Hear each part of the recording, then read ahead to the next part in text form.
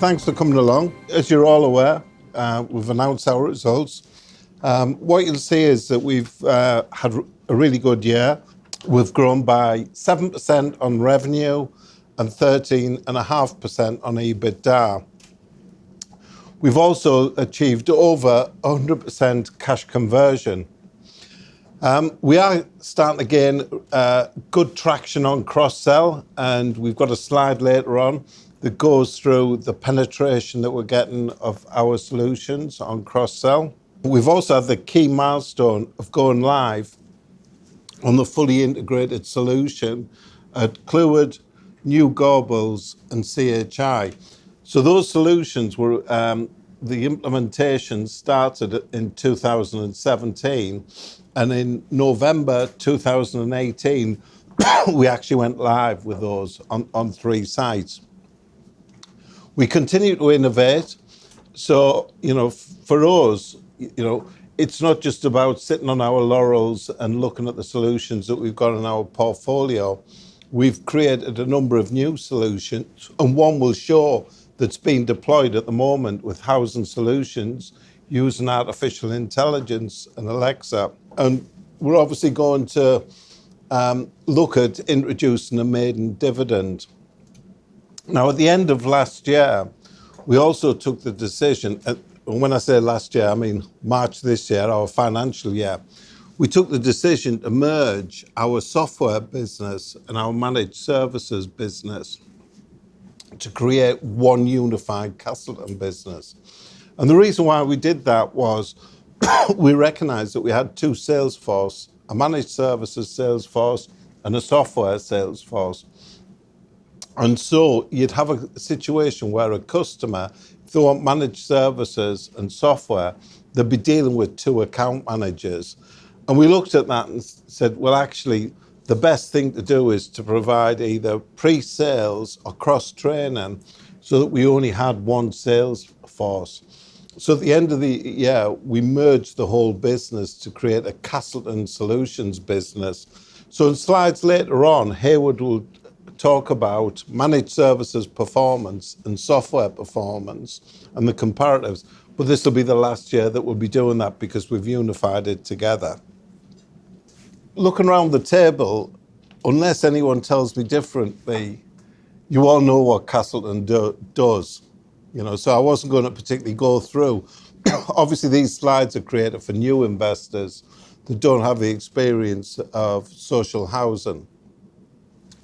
One thing that is, different is we've obviously launched our Castleton Community Solution this year, which is a shrink-wrap version of our housing, our document management, and our mobile solution. And that plays into the housing associations that have less than 1,000 properties.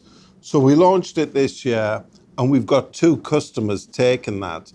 That's Clanmill and Cirencester. And that's a market that's about 1,000 HAs have less than 1,000 properties. So we're in implementation mode with these 2 customers. And it's like all these things within the housing association, you need to have your first live referenceable site to get good traction on that. And those sites are due to go live in around about September, October this year. So if you look at our solution set, what we've done is we've done some rebranding and tried to align our solution set to tenders that come out or business drivers that HAs have got. So if you look over the left-hand side, you'll see the digital engagement solution set, which is all about mobile engagement. It's all about our Castleton.digital platform, artificial intelligence, and communication manager. Artificial intelligence we'll show a short video of in a few slides. Communications manager is our latest acquisition that we did, which was Deep Lake. What we did is we looked at the market and we looked at how we could increase our ability to engage tenants and help housing associations engage tenants. And what we recognized was there was a company called Deep Lake the Castleton solutions were integrated into quite closely that did this two-way communications. So it's a sort of communications where you'll get a text and say, you booked a repair operative tomorrow. Do you still want that booking? And you can confirm yes or no. If you say no, you don't want it, it'll then text you through some options to rebook a booking using a two-way text messaging. So you'll text, goes back into the repair system, looks at when someone's available, and the repair system will text back out, and you can have that two-way dialogue. So we see this solution as adding value to our existing solution. Deep Lake had 90 customers, of which 70 were already existing Castleton customers, but there was 20 new customers. So it gave us, some net new customers as well. Business Essentials is our housing, CRM, our maintain and community. Maintain is a solution that does our repairs management. Operational efficiency is reporting, EDRM, which is it's more than document management. It's an enterprise resource management. So it'll manage documents, it'll manage video, it'll manage phone calls, it'll manage photos. So it'll manage all the interactions someone in a social housing landlord could have with a tenant. We then got our financial management, which is a core ledger system, a P2P, a service charge, and bricks. And then all that can be either delivered in the cloud. We've got our cloud delivery, our disaster recovery as a service. And not only can we deliver our own solutions in the cloud, but we quite often deliver our competitors' solutions in the cloud. So if you look at the market, for those of you who've been here before, you'll notice that there was 1,700 before. Obviously, there's 1672. There's been 28 mergers throughout the year where HAs have come together. The drivers are very much the same. It's the rent reductions continue. They've got one more year of that to run. There's a lot more focus on digital transformation, engaging tenants by, things like apps, by things like Alexa, by things like portals, so that the tenant doesn't have to wait till the call center opens to book a repair or carry out basic business interactions. And obviously, there's still the same focus on compliance and regulatory requirements. So the need to be able to catch and capture evidence that an operative has gone out and serviced a sprinkler system in a high-rise block of flats or a fire alarm system. We've got a number of operatives that take videos of that, and then that's stored in our document management system. So if you look at the next slide, we've worked closely with Housing Solutions to create a new system to integrate into Alexa. And so far we've rolled out, they're actually paying for 500 Alexa devices to go into their property as the first phase of this rollout. And they're also putting Wi-Fi into the properties as well. And the business case for them is they've looked at the peak loading on their call centres on a Monday morning at 9 o'clock in the morning, where they get hundreds of calls of people who want to log repairs. So we've got a short example, and it is only a short example of how that technology is being used. So this is filmed in a Housing Solutions. What can you do? Property. You can use the Housing Solutions skill to check your balance, update your mobile number, check when you last paid, add and remove people from your tenancies, request a visit or call, request a refund, request to repair, or to end your tenancy. Add Chris Martin to my tenancy. We have registered your request to have Chris Martin added to your current tenancy. Thank you. Can I have a visit on the 18th of March? We have registered your request to have a visit. Thank you.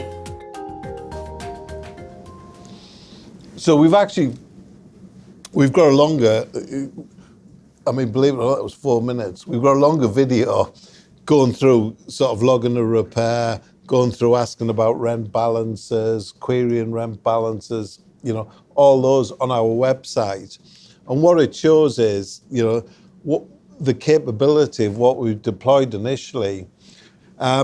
We've also got a whole set of roadshows going on this week, and there's actually one near Euston Station in London today, where we've got the IT director of Housing Solutions, who's actually speaking about, what he's done here, but more from the fact of social inclusion to the tenants, saying that the tenants can now, they don't have to worry about using technology. They can actually just talk to an Alexa chat box that they provide to do basic, things like book a repair.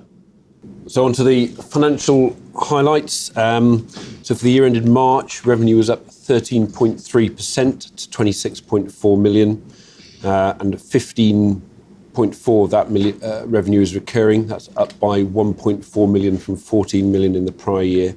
So that's now 58% of revenues on a recurring basis. And then the organic revenue growth was 7.3%. Adjusted EBITDA was up 23.5% to 6.3 million, and that, again, the organic growth on that was 13%. Operating cash flow was good, so that was up from 5.2 to 6.5 million, so up 25%, and that represents 103% of operating cash conversion, 97% on a post-exceptionals basis. And then with that cash, we've used that to pay down our net debt. So that's reduced from 6.3 million to 5.1 million at the end of March. We've obviously also used it for the acquisition of Deeplake, which is 1.8 million. We've acquired our outsourced Indian development partner, 350k through a mixture of cash and shares. And then right at the start of the year, we acquired the perpetual license for the financial modelling solution, which has increased our margins by 300k in the year. And you'll see that when we come to look at the software results. Earnings per share, both on a basic and diluted basis, are effectively in line with the prior year, so 5.08 on a basic basis and 4.81 on a diluted basis. Just look at the next slide. This shows our contracted backlog, which has grown by 12.6% since March 2018, and you can see the sort of the steady growth in our contracted backlog since March 2017. So that now stands at 30.3 million. If we just focus on our recurring revenues, so I said the recurring revenue in the year was 15.4 million. We started the year, so the March 2018 exit run rate was 13.6 million, with 400,000 of recurring revenue in backlog. So revenue that we hadn't yet implemented and haven't yet hit the P&L. So we've increased that by order intake by 1.5 million in the year. So that's 1.5 million on an annualised basis. The acquisition of Bricks has added another just under £1 million worth of recurring revenue on an annualised basis. And then our exit run rate at end of March 19 was 15.7 million, with the backlog growing to 720,000. That's 720,000 of recurring revenue which hasn't yet hit that exit run rate or gone through the P&L. And that will come online over the current financial year. Just looking at our cross-sell as well. So if you recall at the end of last financial year, we said 59% of our customers only take one product. So that's reduced to 50% at the end of March 19. So looking at it the other way, we've got 50% of our customers taking more than two products. And again, as we try and continue that journey of cross-sell, we hope that percentage only taking one product will reduce further. So there's some little metrics there, looking at the number that take the number of products. So the number of customers taking one product is reduced by 36 to 294. The number of customers taking two products has increased by 34 to 119, and so on. And then the number of customers taking 7 or more products is now 7%. And the number taking 8 has gone up by 5% in the year to 36. So we've got 591 what we call core customers. That's social housing customers plus the associated contractor market, the likes of Waits, Fortum, Energy and Novus.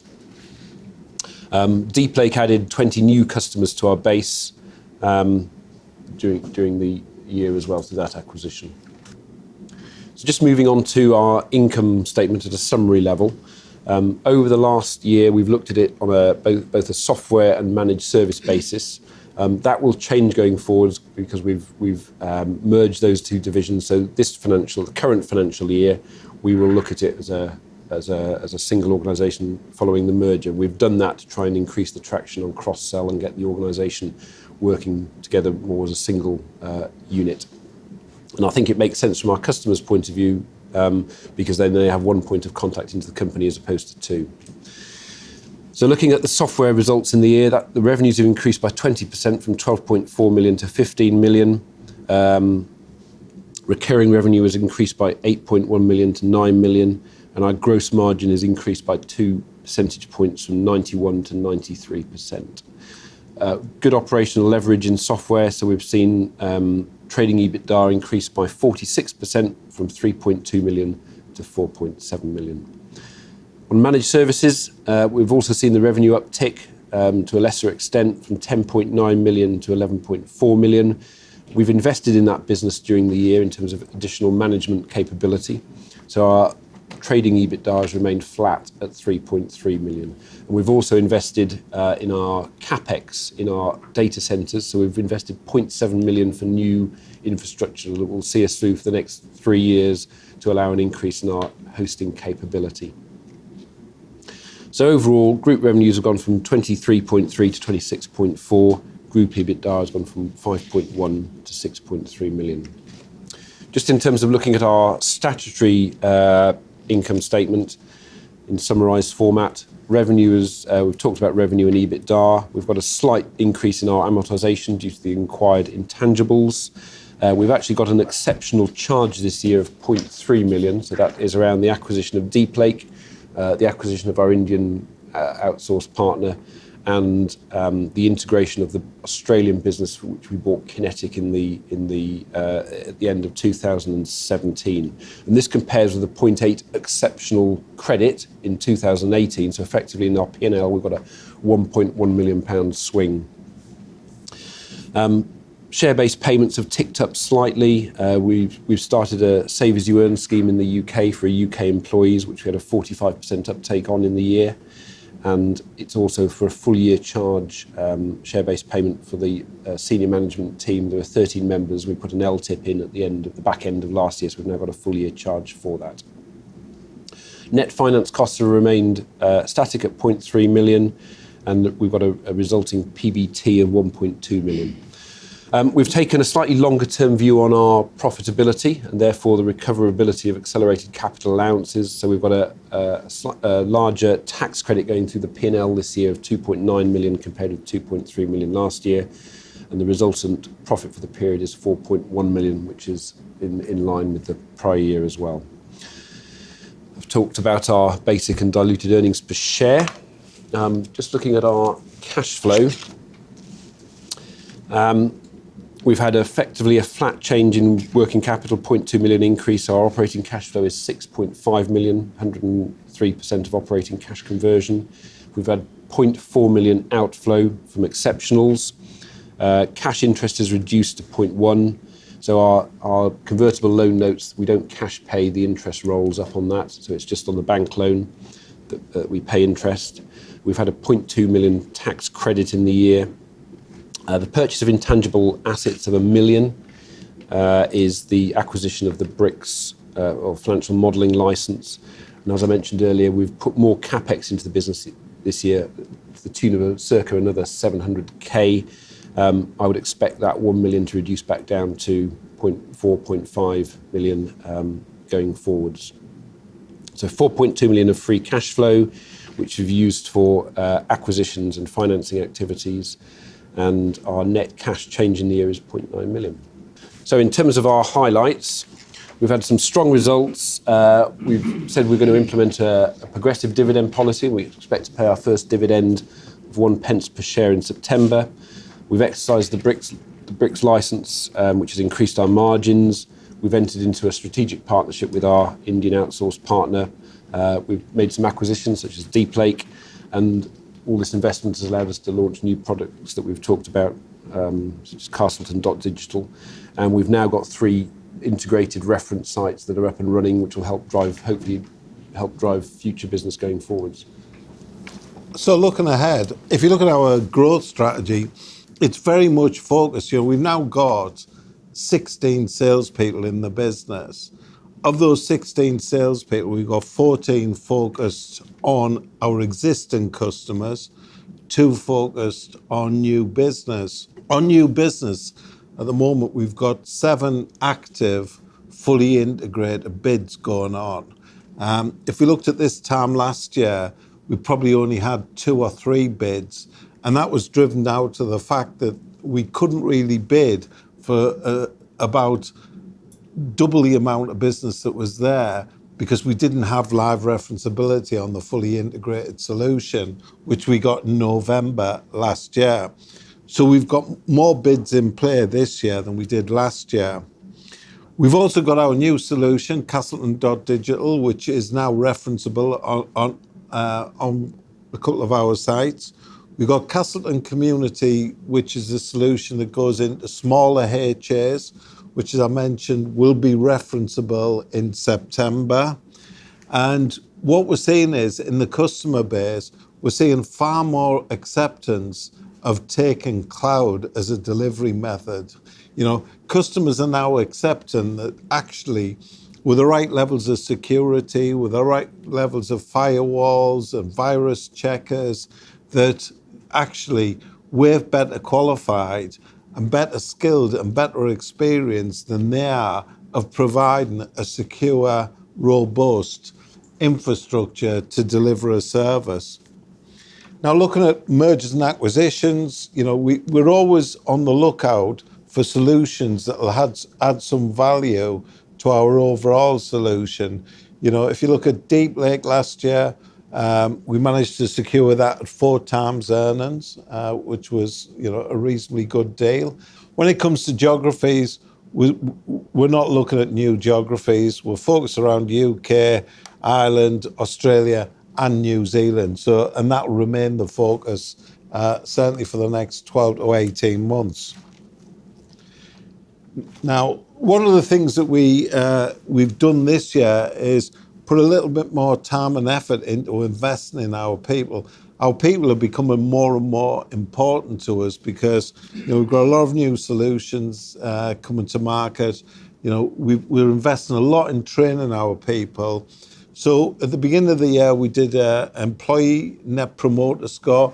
It's basically an industry accepted measure, employee engagement. And we did a one in March this year, so it's sort of nearly 11 months later. And we've increased the employee satisfaction by 40 points. So we can see that we're making strides to improve satisfaction. We implemented a Save As You Earn scheme across the business in August last year, and we had a 45% take-up of that scheme, which is good. We intend to give people the chance and the opportunity to subscribe to that scheme again in August this year. We also, because we are putting the business under a significant amount of pressure to deliver new solutions from a development point of view, to provide excellent customer service from support point of view, to implement these solutions. So what we looked at was every employee who doesn't have a bonus or a commission scheme now has the right to be in a company bonus scheme. And what we do is, if the business overperforms its EBITDA, we'll put an amount into the company bonus scheme, which will pay out to all the staff. And we've also implemented a more robust appraisal side. So all that we expect to help us reduce our attrition going forward. And obviously, if we reduce our attrition, that means that we've got more skilled people, and it also reduces our recruitment costs. So if you look at roadmaps, I don't intend really to go through this in detail. What we're trying to show here is we're continuing to develop new releases of all of our solution, as well as new solutions. So we've got the web service builder, which allows people to integrate into our solutions from competitive solutions. We've got an AI manager, which is a new product. We've then got things like Castleton scheduling coming to the market later on this year. So we continue to develop and enhance our solutions, because what we've seen is customers, once we get referenceability, are prepared to take those new solutions. So looking at priorities, in the short term, as I mentioned, we've got 16 in our sales team. We've got 2 on new business, we've got 14 on existing business. Of that 16, 7 of the salespeople have less than 4 months service. So we know that we've got to do some investment there to bring them up to speed on the Castleton solutions. We'll start delivering more sites on the integrated solution. We've got another 3 or 4 sites that we're implementing as we speak. We'll continue with strong cash conversion, and that gives us the option, obviously, to pay down debt, pay a dividend, and also fund any acquisitions that we want to do. Longer term, we're going to look, when the time's right, to do cloud delivery as our default option. We will win more fully integrated solutions, and that'll lead to us obviously increasing our contracted backlog, and then that'll help us fund further complementary acquisitions. So, if you look at the summary, we still believe that the social housing market offers us significant opportunity in the geographies we play in. We also know that we've got great capability around our digital solutions. 95% of it is our own IP, so it's not third party. We control the development of it. We're focused on continuing to build a scalable business. We've got high levels of recurring revenue. We think the recurring revenue will go back into the 60% plus as we bring more and more customers into live running. We will continue to get traction on cross-sell. And the new solutions, that we deliver to the market, we're getting a lot of interest in. And we believe that the senior management team and the 13 people that Haywood mentioned are incentivized the same way as we're incentivized to deliver a successful, growing, cash-generative business. So who's got the first question? I have the first question. Yep. When you approach a housing association, who is your first point of contact?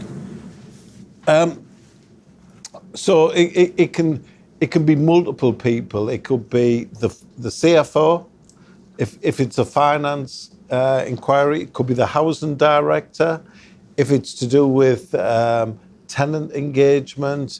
It could be the repairs director. And more, and the reason why we did a little bit of rebranding and recategorization of our solutions, we've seen a new post being created called the Digital Engagement Director, which is all about increasing the interaction with tenants. So that's why we've created our solution triangle to have a digital enablement area, so that we can then go and have a conversation with that person.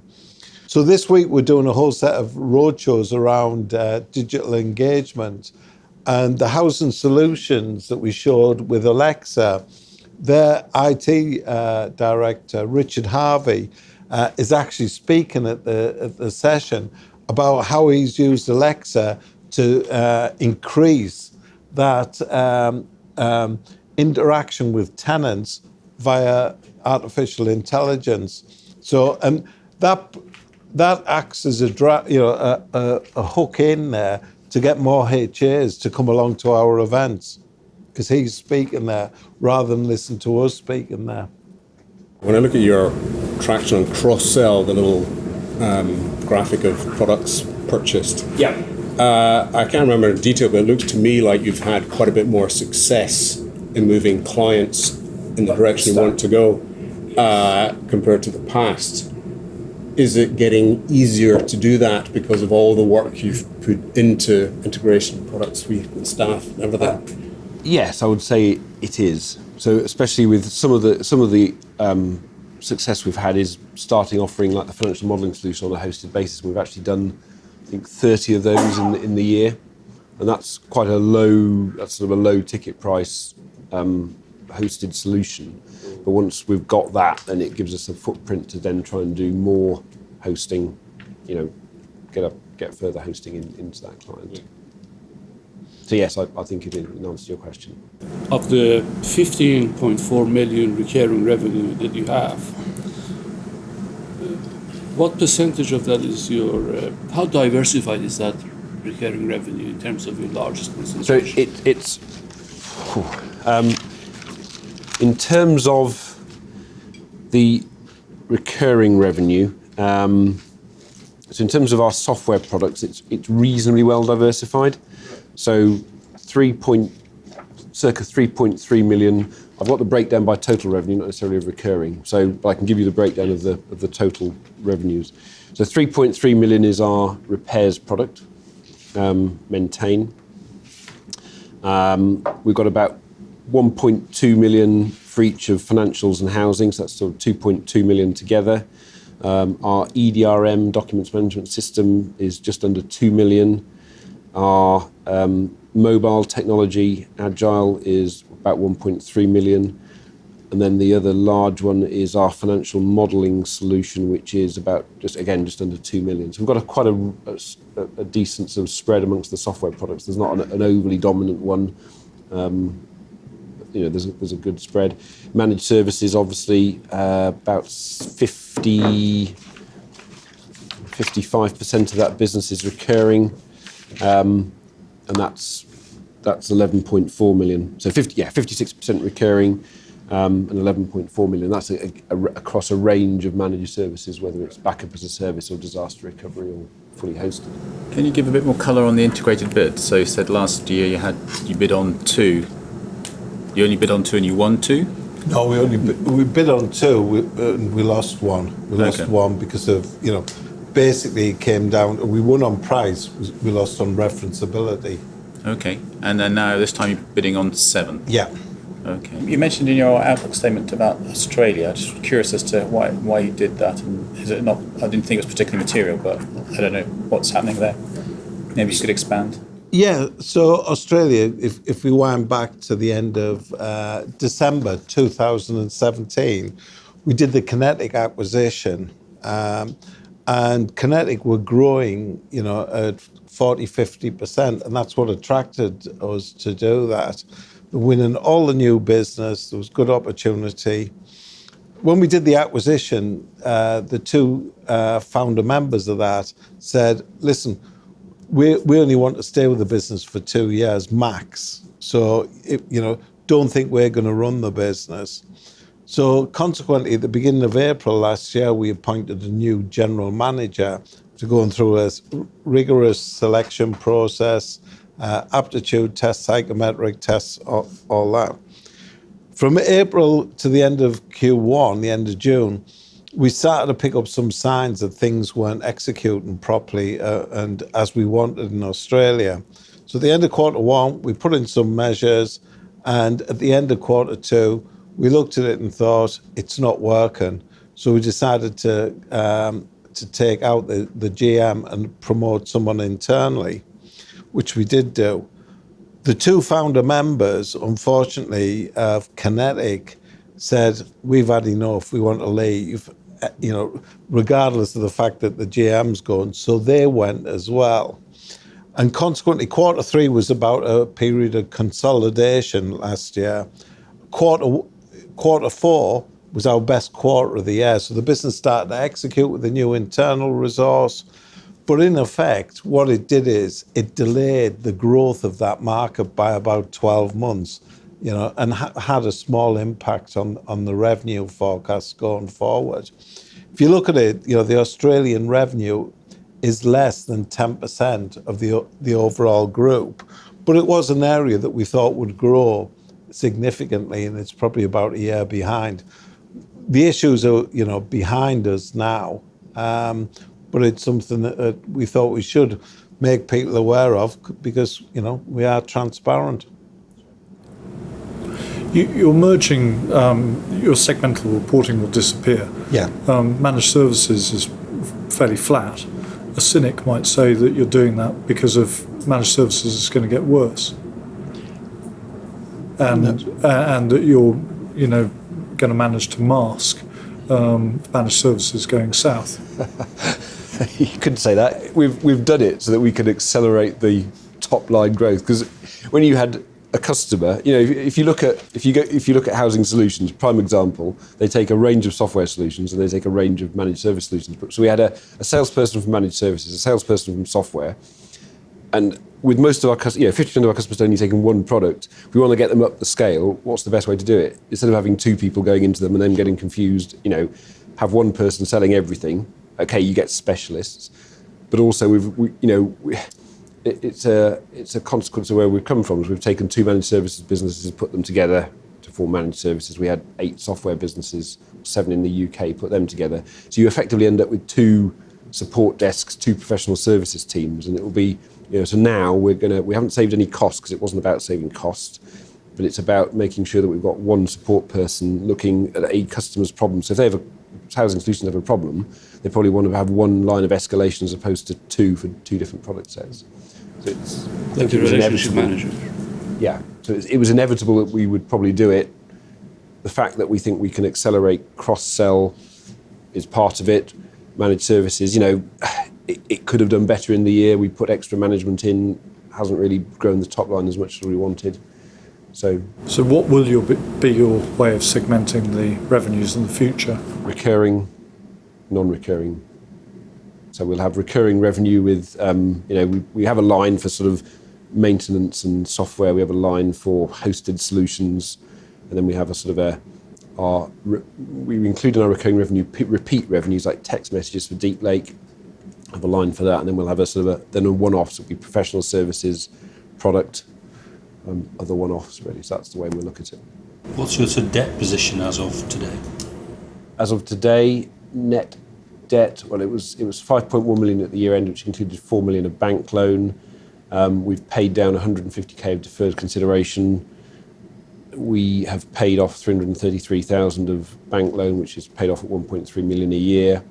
So it will be about just over 4.5 million of net debt. So I expect by the end of this year, we will probably still have a small amount of net debt, but it'll be close to. Well, it's a nice position to be in, isn't it? Yeah. You worked hard to get there, haven't you? Yeah, and certainly in FY21, as long as we don't do any further acquisition. Well, I hope we do some acquisitions, but if we didn't, then we'd be cash positive in FY21.